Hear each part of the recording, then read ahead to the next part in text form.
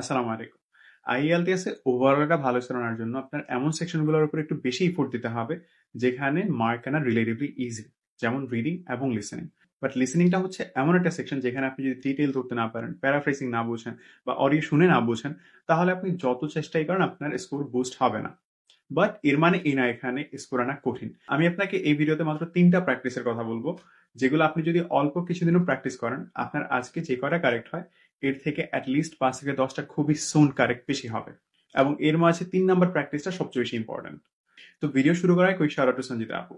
YouTube থেকে announce করা আমার প্রথম ব্যাচ, যেটা 15 সেপ্টেম্বর শেষ হলো, সেখান থেকে উনি প্রথম স্টুডেন্ট হিসাবে IELTS এক্সামে বসছেন এবং ওনার ওভারঅল স্কোর আসে 7.5, যেখানে রিডিং এবং লিসেনিং এ ছিল 8.5 and 8.5। তো অনেক অনেক অভিনন্দন, আল্লাহ যেন ওনার সামনের পথটাকে আরো ইজি করে দেন। তো এবার মেইন ভিডিওতে আসা যাক। তো প্রথম যে প্র্যাকটিসটা, এটা হচ্ছে একটা ক্যামব্রিজ টেস্ট কমপ্লিট করার পরে এটাকে আবার শুরু থেকে শেষ পর্যন্ত শুনেন। সো এইখানে আপনার কোন ধরনের তারা ট্র্যাপ ব্যবহার করলো, আপনি কোন জায়গায় মিস্টেকটা করলেন, কোথায় আপনি হারিয়ে যাচ্ছেন, কোথায় আপনি ওয়ার্ডকে বুঝতে পারতেছেন না বা মিনিংটাকে ধরতে পারেন নাই, মানে আপনি শুনেন ফুলটাকে আবার এবং সেখান থেকে টোটাল অ্যানালাইজ করেন। বিশেষ করে আপনার যে মিস্টেকগুলো হইলো, এগুলা কেন হইলো, কোন সেকশনে আপনার বেশি মিস্টেক হচ্ছে, আপনি যেই সেকশনগুলোতে দুর্বল সেগুলোতে আপনি কেন দুর্বল, কেন আপনি বারবার মিস্টেক করতেছেন, কোন ট্র্যাপগুলোতে আপনি বেশি বাড়া দিচ্ছেন, এর একটা টোটাল লিস্ট করেন এবং পরের বার থেকে ট্রাই করেন যে এটাকে আপনি বারবার অ্যাভয়েড করতে। বাট ব্যাপার হচ্ছে আপনি আবারও সেম মিস্টেকগুলো করবেন, বাট আপনার কাজ হচ্ছে এটাকে আবারও অ্যানালাইজ করা এবং নেক্সট টাইম যেন মিস্টেকটা না হয় সেটাকে মেক শিওর করা। বাট বারবার ভুলটা হবে, যতবার হবে আপনি ততবার ট্রাই করুন এটাকে নেক্সট বার যেন না করা হয়। সো মিস্টেক অ্যানালাইজ করা এবং হচ্ছে অডিওটাকে অ্যানালাইজ করা যে কোথায় তারা কিভাবে কি করতেছে, এইটা আপনার লিসেনিং স্কোরটাকে বুস্ট করবে অনেক।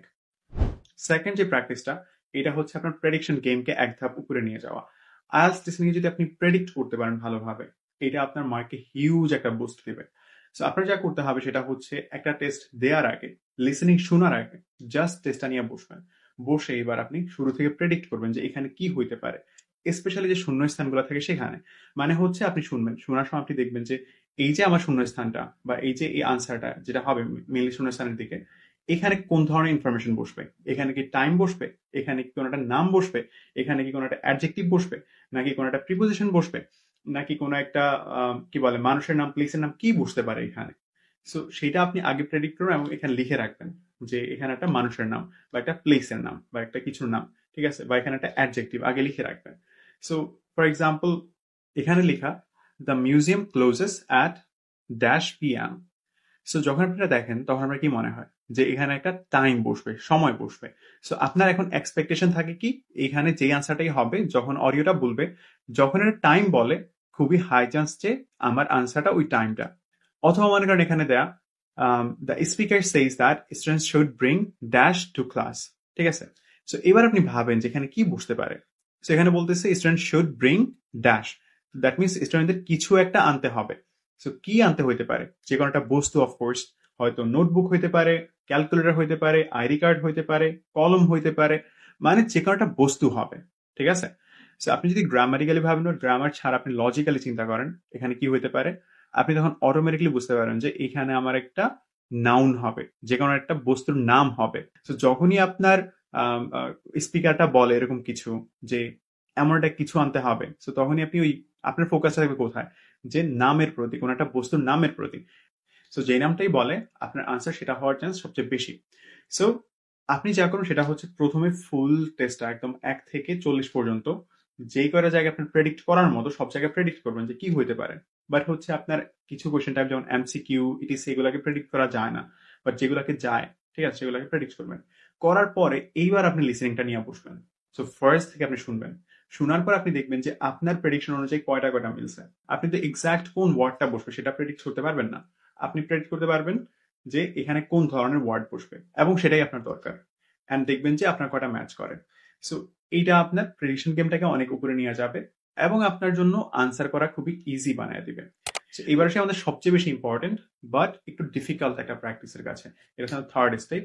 এটা হচ্ছে একটা ক্যামব্রিজ টেস্ট নেবেন যেটা আপনি আগে কমপ্লিট করছেন এবং এখানে আপনি শুরু থেকে শোনা শুরু করবেন এবং শুরু থেকে প্রত্যেকটা ওয়ার্ড আপনার খাতায় লিখবেন। আপনি সেটা আপনার এমন না যেখানে আপনার আনসার সেটা আপনি লিখবেন না, আপনি একদম প্রথম থেকে শুরু করে যেখানে কথা শুরু হয়েছে সেখান থেকে শুরু করে আপনার একদম লাস্ট ওয়ার্ডটা পর্যন্ত পুরোটা আপনি আপনার খাতায় লিখবেন। আপনার বারবার পজ দিতে হবে, আপনি বারবার পজ দিয়ে লিখবেন। যদি আপনার এটা লিখতে একটা ফুল দিনও চলে যায়, আপনি তাও এটা লিখবেন। লেখার শেষে আপনি ক্যামব্রিজের শেষে যাবেন, সেখানে আপনি দেখবেন যে ট্রান্সক্রিপ্ট দেয়া। ট্রান্সক্রিপ্ট হচ্ছে যেখানে আপনার অডিওতে যা যা কথাগুলো বলছে সেগুলোই আবার ওখানে লেখা আছে। তো আপনি এবার ওখান থেকে ম্যাচ করবেন যে আপনার কয়টা ম্যাচ হয়েছে, কোথায় কোথায় আপনার স্পেলিং ভুল হয়েছে, কোথায় কোথায় আপনি ঠিকভাবে লিখতে পারেন নাই, একটা ওয়ার্ড হয়েছে আপনি সেটাকে ভিন্নভাবে লিখছেন, অন্য ওয়ার্ড মনে করছেন, এটাকে আপনি ফুল সেখান থেকে অ্যানালাইজ করবেন। সো এটা আপনার হ্যাসেলটা একটু বেশি, আপনার অনেক টাইম দেওয়া লাগবে, অনেক ইফোর্ট দেওয়া লাগবে। বাট জাস্ট কয়েকটা টেস্ট আপনি কমপ্লিট করেন, মেবি জাস্ট 2টা বই আপনি কমপ্লিট করেন, তারপর আপনি দেখবেন যে আপনার লিসেনিং এর লেভেল ভিন্ন মাত্রায় চলে যাবে। আপনি ইজিলি ডিটেল ধরতে পারবেন, আপনি ইজিলি ডিস্ট্রাক্টর গুলো ধরতে পারবেন, আপনি ওয়ার্ডের স্পেলিংটাকে সঠিকভাবে করতে পারবেন, আনসারটা কোথায় হবে সেটা আপনি ইজিলি ধরতে পারেন, এবং সবচেয়ে ইম্পর্টেন্টলি আপনি তাদের ট্র্যাপ গুলাকে একদম ভালোভাবে বুঝতে পারবেন। সো এটা হ্যাসেল বেশি বাট এক্সট্রিমলি ইম্পর্টেন্ট। সো আপনি যদি এই 3টা স্টেপকে ফলো করেন মাত্র 1 সপ্তাহ 2 সপ্তাহ, আপনার আজকে যত স্কোর আসে, আমি আপনাকে কথা দিচ্ছি 1 সপ্তাহ 2 সপ্তাহ পরে আপনার স্কোরটা এর থেকে অনেক বেড়ে যাবে।